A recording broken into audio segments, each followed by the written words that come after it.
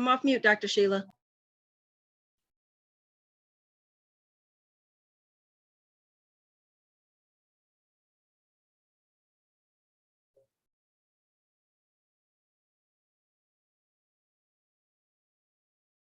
Okay. Okay, well, good evening, my Eat to Heal family members, especially Moselle and Katrina. So tonight I will be talking about healthy herbs and sorry about that. Healthy herbs and spices. It's in Dr. Gregor's book. Any of you guys who have the book, it's on page, let's see, 350. So first of all, I'd like to say it's a very interesting chapter. He's really passionate about herbs and spices, and it was just great studying those things.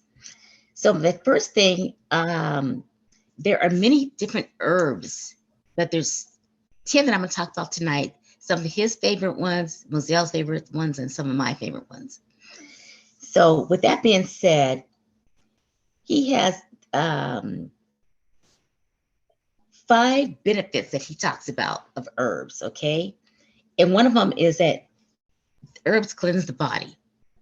So it cleanses the body without any side effects, what he talks about.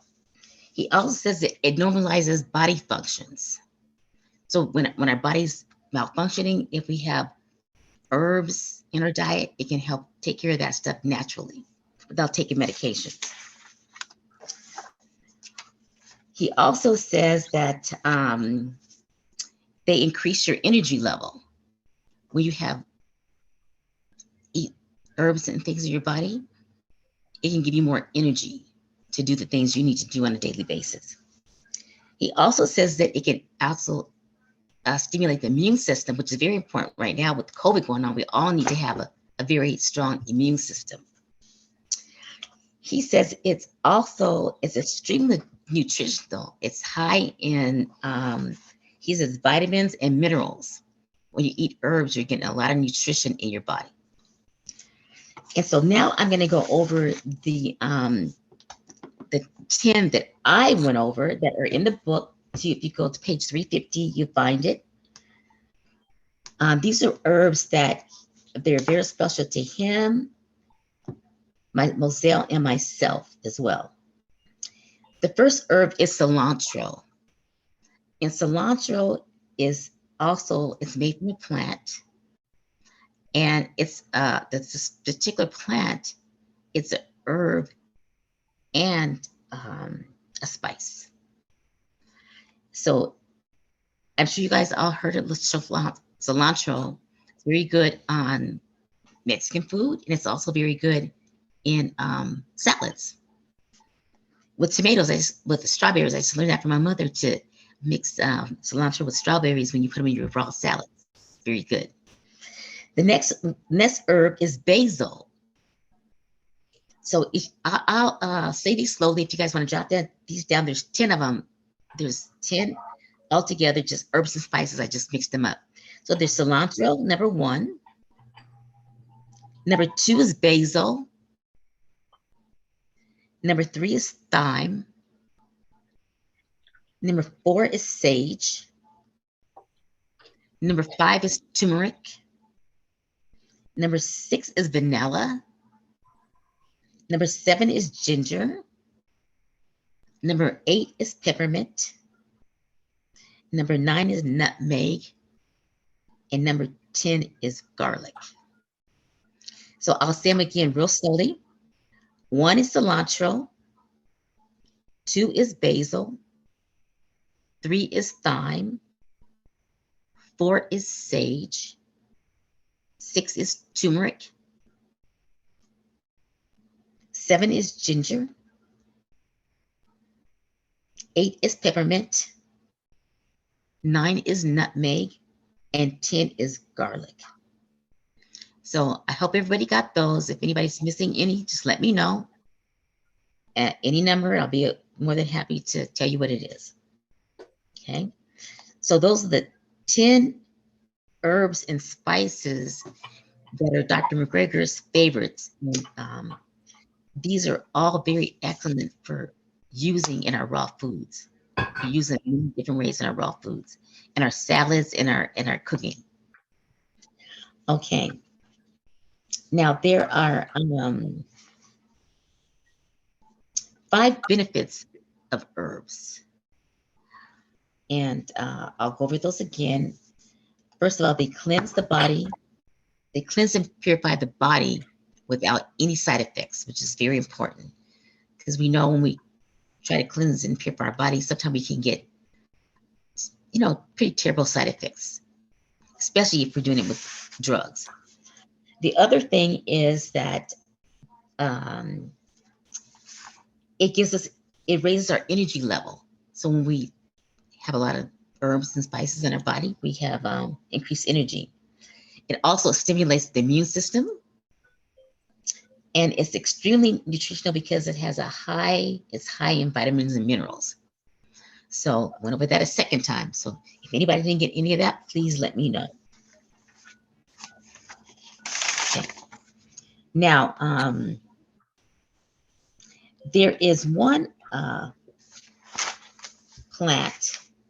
It's a plant, but it's also an herb and a spice. And that herb that it is actually one that we use quite a bit, is cilantro. Okay. So cilantro is a herb that's very good for seasoning different types of foods. And I'm going to tell you the definition between herbs and spices, just so that you know. And I'm just going to read this from here so to make sure I get it just the way they're stating it here. So the definition of an herb, it says herbs are the fresh and dried leaves, generally of temperate plants, and are usually green in color. So usually if you see something that's very green in color, it's most likely an herb. Now, spices, on the other hand, are usually dried leaves, and they usually come in many different colors. So when you see something that, if you don't, not sure if it's a herb or spice, if it's not green, it's probably not an herb. It's most likely a spice. So that's just something to kind of help you be aware of herbs and spices. And it just says here that spices are also flowers, fruits, seeds, bark, and roots, typically tropical plants, and range from brown to black to red in color. So, and they say these these spices have pungent flavor, it says, which means it's a very strong flavor. So you'll be able to really get a better flavor from them than you do with herbs. Pungent is what he uses in this. And also I mentioned earlier that there's a plant called corandum. I'll spell it for you. It's corandum. So this is what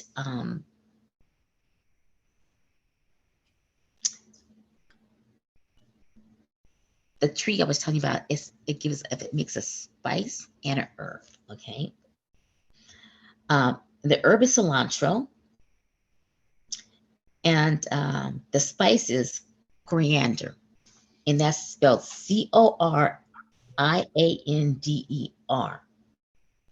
So this particular tree gives off cilantro, which is a herb, and coriander, which is a spice. So that was something new. I didn't know that. So I don't know if any of you guys knew that a plant could give off a spice and an herb. So keep that one in your notes for sure. And also, there's an Egyptian scroll that dates way back to before Christ, 1550, 550 before Christ. And that's how long spices have been with us, that long. And this article was saying that some spices listed are anise, that's a different one, mustard, saffron, cinnamon, and cassis. I don't know that one, Cassia. Those are spices that have been around before Christ. Okay. Then it also mentions that cinnamon is native to Southeastern Asia and China, but not Egypt. They made a point to say it's not from Egypt at all. So all that being said is that's letting us know that spices and herbs have been around for a long time and used for many things like medications to get you well. Instead of using meds, you can use herbs for certain things. And sometime in this day and time, when you use spices and herbs, it's not, acceptable. I think drugs go over more acceptable. But these spices and herbs can actually heal the body as well. It may take a little longer, but there's not going to be the side effects that you get from drugs. So just want to make sure you guys knew that. And it says that this article was saying that the Romans introduced spices throughout Europe, where they became very popular. So I think in Europe is where they really became popular many, many, many years ago. So they were saying like 3,000, they had 3,000 pounds a year of herbs and spices that were made in Europe. So that's a lot of herbs. And people were, back in the day, really used herbs and spices in place of medicine to heal their ailments that they had. So now, of course, it's not as acceptable. People now want to have a drug to get well faster, but then there's several side effects, which are not the best for us. So now the history of herbs is that plants and herbs have been important to all cultures since long before history was recorded. Okay, hundreds of tribal cultures use wild cultivated herbs for medicinal and food purposes. And so that's what we talk about. Medicinal is for medical things. Any kind of ailment you might have. That's how they first became very popular. And then, of course, as we still know, some of the drugs are made from these plants and herbs. And also the study of herbs is well-documented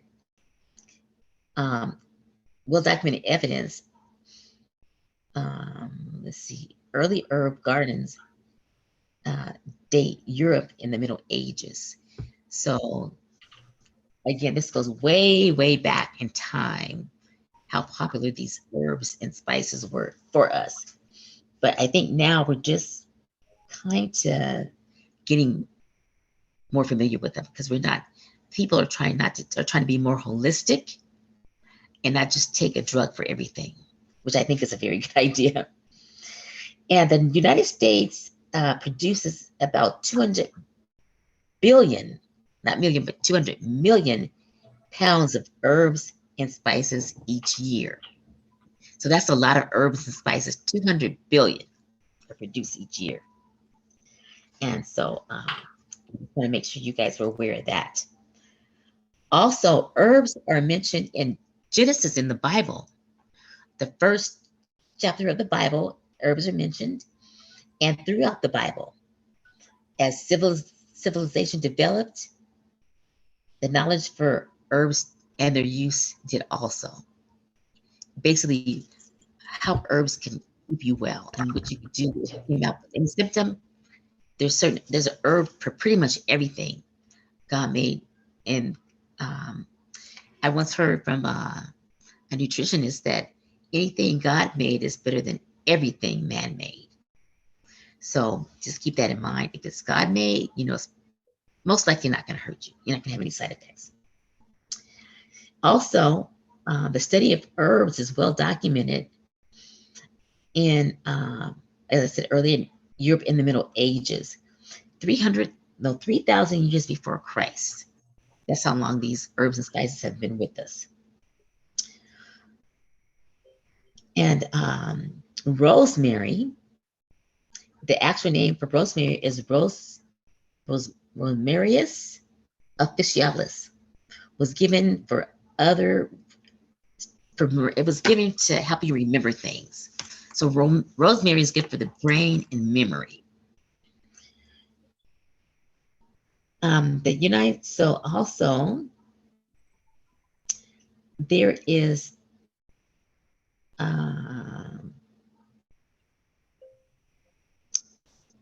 oil that's very different.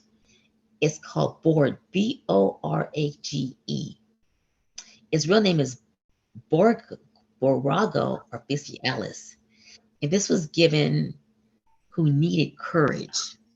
So if anybody's lacked courage, that's what they were giving to help them have the courage they needed to accomplish whatever they needed to accomplish.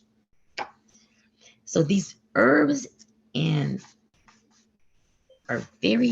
they can be very strong, and they have helped us with so many conditions that we have had in our systems over the years. And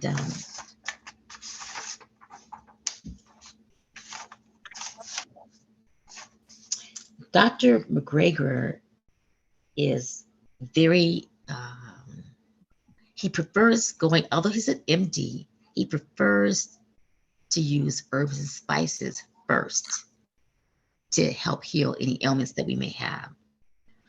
If that doesn't work, then he will turn to other medications that might help. So his first choice is herbs for healing. And I kind of like that. Me being a chiropractor, I'm always getting a little bit more holistic. Instead of just trying to take a drug or something, I'm not anti-medications if somebody needs it. But I do believe there's a more holistic way a lot of times to do something instead of just giving somebody a pill. I guess I've always been more holistic. Even when I was in nursing, first, then chiropractic. And that was one of the reasons I went to chiropractic, because I felt like as a nurse, you're just pushing, where I worked in the surgical ward, just pushing pills all day. People just wanted their pain shots. That's what they wanted, to get out of pain. And that's what I did. So, but I'm not against that. I'm not against surgeries or MDs or anything like that, because they all have their place. But I do know we can heal ourselves naturally as well with herbs and spices. And that's all I have to say about that. Beautiful. Beautiful, Dr. Sheila. That was wonderful. I didn't realize several things that you said about herbs. One is I'm going to start adding rosemary to my arsenal for memory. Yeah. Memory, What's the name of the one you said was used for courage? It's borax. That was a different one. B-O, let me get you the correct spelling of it. In my notes here, let's see. See, when you're looking for something, you can't find it. Well, when you get it, I'll take it to you. You can put it in the chat. It's okay. Yes, excellent. If there are questions, please put them in the